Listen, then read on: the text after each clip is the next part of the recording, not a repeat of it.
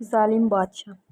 ملک غور کا بادشاہ بہت ظالم تھا۔ لوگوں کے مویشی زبردست پکڑوا لیتا، ان سے سخت کام لیا جاتا اور دانے گھاس کی پرواہ کوئی نہ کرتا۔ نتیجہ یہ کہ اچھے خاصے تندرست جانور ایک دو ماہ میں ہلاک ہو جاتے۔ بادشاہ ایک مرتبہ شکار کھیلتا لشکر سے بچھڑ گیا۔ رات ہوئی تو ایک گاؤں میں ٹھہرا۔ دیکھا کہ ایک کسان اپنے گدھے کو ڈنڈے سے مار مار کر اس کی ہڈیاں توڑ ڈالتا ہے۔ وہ اسے سمجھانے لگا کہ بے زبان پر ظلم نہ کر، حیوان بھی ہماری ہی طرح جان رکھتا ہے۔ کسان پورا فلسفی تھا مگر بادشاہ کو نہیں پہچانتا تھا۔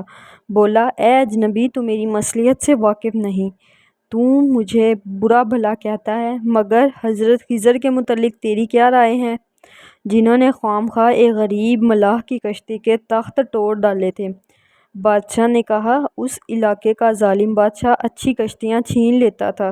حضرت خضر جان بوجھ کر اس کشتی کو عیب دار بنا دیا تھا تاکہ ظالم اس کی طرف لالچ سے نہ دیکھے۔ کسان نے کہا، پھر یہ فعل بھی جائز ہے۔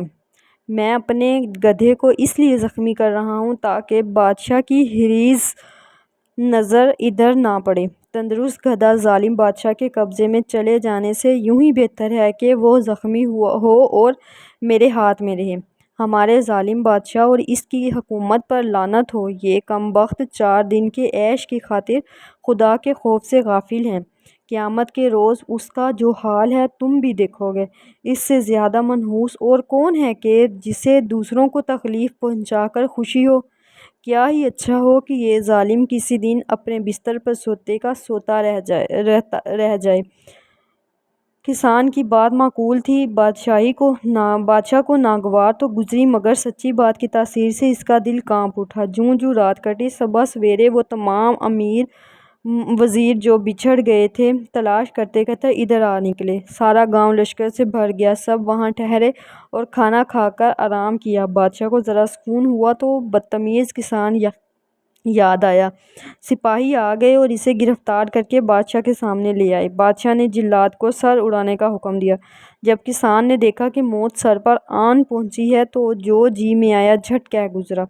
قاعدہ ہے کہ قلم کے سر پر چاقو چلتا ہے تو اس کی زبان اور تیز ہو جاتی ہے۔ بولا، اے ظالم، ایک مجھے مارا تو کیا تیرے ظلم و جبر کی بدولت ساری دنیا ناخوش ہے؟